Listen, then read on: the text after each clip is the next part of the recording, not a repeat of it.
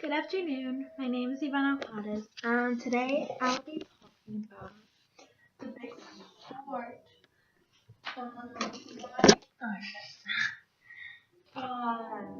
Why the clustering of like-minded America is tearing us apart by Bill Bishop with uh, Robert Cushing. Now I'm just gonna give a brief summary about what this book is about. This book is about how it's trying to define and argue the sweeping of social media, social and political breakups that have been passing over for the past 3 decades. And basically, what um, Bill Bishop is doing is he's giving us information, he's giving us facts, statistics, either using finances, IRs, just a bunch of stuff about where are we moving, where are we moving, why are we moving. And it was interesting to say that this is why it's called the big sword, because the very people are moving to like-minded communities, whether it's the state, whether it's the county, whether it's the city, or whether it's the town, or whether it's the neighborhood. They all go to somewhere that's like link-minded. And I can't relate to having a like-minded community because I do have different kinds of people. Like there's blacks in the neighborhood. There is Salvadorians, which my mom tends to clash with Salvadorians because she is Honduran, and they go through a long history. Typically, people would confuse Hondurans with a Salvadorian, and Salvadorians would never get confused with a Honduran. It's Hondurans that get confused with Salvadorians, and Hondurans get really offended by that, and so we try to keep our distance away from them because it's offending hearing that your culture is not as significant as Salvadorians. It's just very offending. And then we have Taiwan, Vietnamese, Thailand. We have Chinese, I believe, and we have Brazil. We have someone that's Brazilian here, and we have a lot of Mexicans here, of course. But we have a very diverse community. I love my community because I get to learn so much about culture. I am a person that loves to find out people's backgrounds, and it has to do with all the legends and myths. I love legends and myths. And just hearing their stories, their cultural stories, I can only imagine their myths are gonna be amazing. I am someone that likes to embrace different cultures, different values, different beliefs, different viewpoints. I love seeing all of that. I grew up very. I had parents that did not know how to speak English, they spoke Spanish. So I was very curious in the English language. I wanted to learn, and I did learn around when I was 6 years old. I learned because I was thrown into English classes, and just seeing it was. I could kind of relate to this because I only stuck to a Spanish group because that's all I knew, and that's since only I knew, that's where I seek comfort. And I think that's what Americans are trying to do, or the Americans are trying to do. What the Americans are trying to do is that, especially Americans that have migrated, especially, they try to, they get anxious, and what they want to do is they seek something that feels like home. They want that they want someone who comes from the same background, has the same cultural beliefs and values. And that's good once in a while because it's reassuring. It feels like home. But at the same time, doing that, we don't realize how it's affecting us in long run. You say it's because they're like you, they're friends with them or anything like that. But the more the people are, according to this book right here, the book is saying that American people are distancing themselves, and despite encountering each other in the store or the streets or whatever it is, but they don't. It's like they don't make contact at all, and instead they have moved to communities that think alike. This is what the big sword is. We are sorting ourselves accordingly to what we believe in, to what we value and people who agree, who are gonna get along with. That's how we're dividing ourselves with. And then the second part of the title gets me why the clustering of like-minded America is tearing us apart. Now I know what the big sword is. Remember I said that it was the dividing. But the link-minded, why is the link-minded America tearing us apart? And I was very,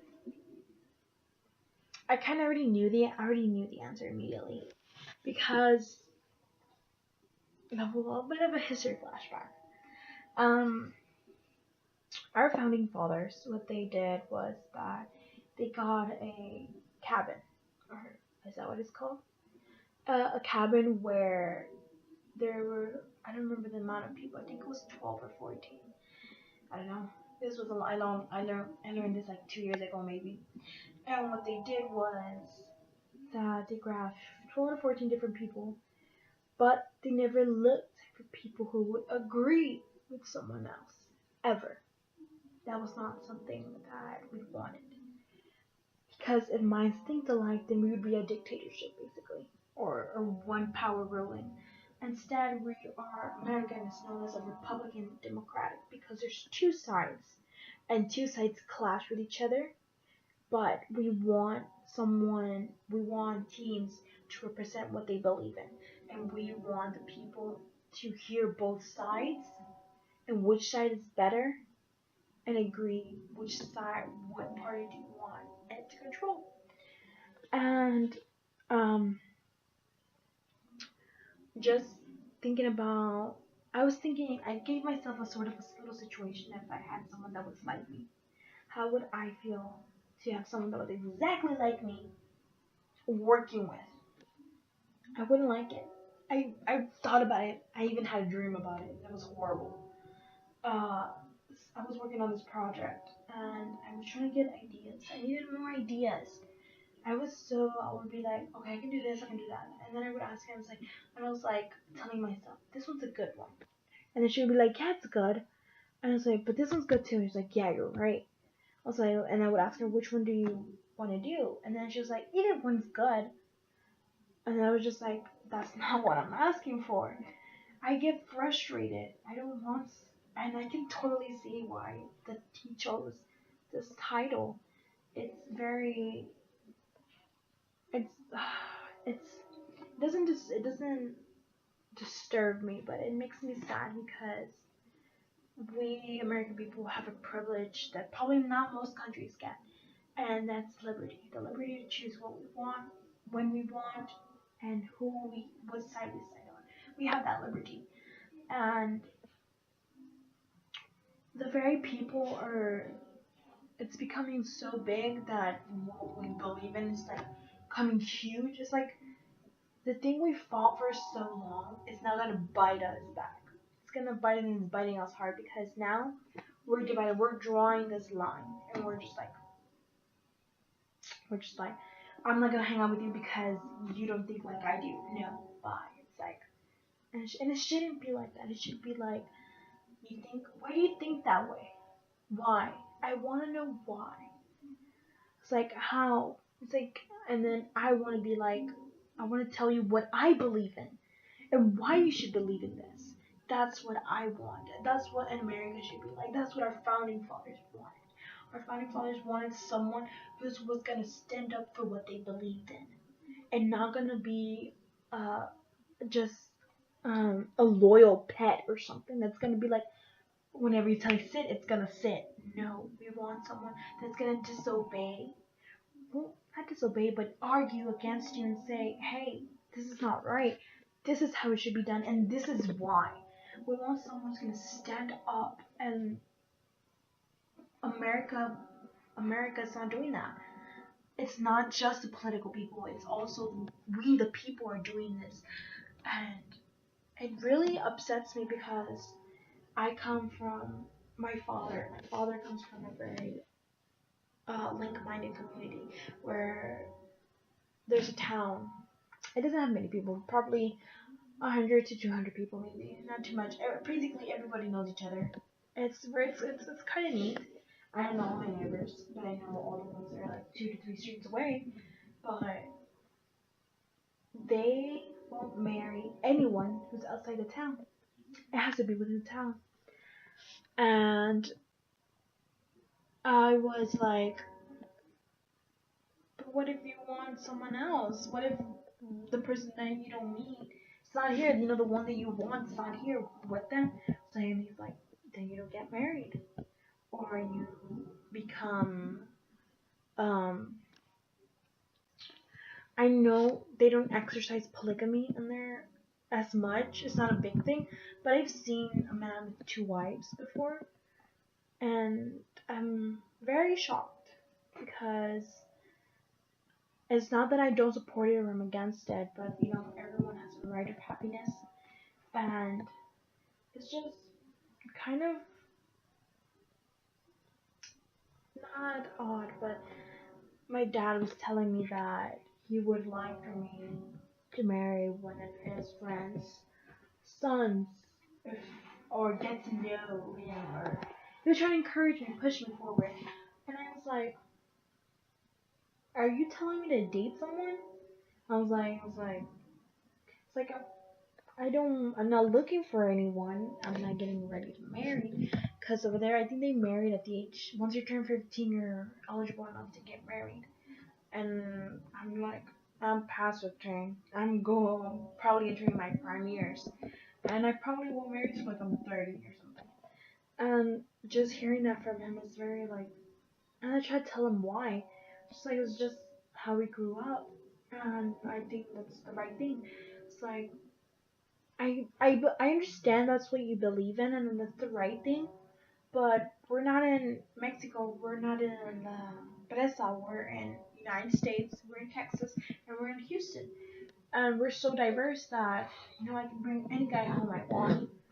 And he was like, oh, no, no, no, no, it has to be someone that we know. I was like, then I won't marry my own cousins. Because that's the only people I really know besides my school friends. And I really don't date people from my school, but it's it was kind of like I could relate because my dad does not involve himself with other people. He involves himself with the Honduran community now. But I always try to talk to him about why he shouldn't do this or why should he do that. It's like, and I give tips. I tell him like, hey, it doesn't have to be this way. It can be this way too. And this is why. There was a quote by Jared Wolf, Will Woodfill. He said, we're not looking for council members who are going to go along and get along. We're looking for council members who are going to stand up for conservative values." And you know, he's right. It's like America is a place where we can voice out our own opinions, and we have to respect the other side. And by dividing ourselves is being disrespectful because that means that you don't respect what they believe in, and that's not right.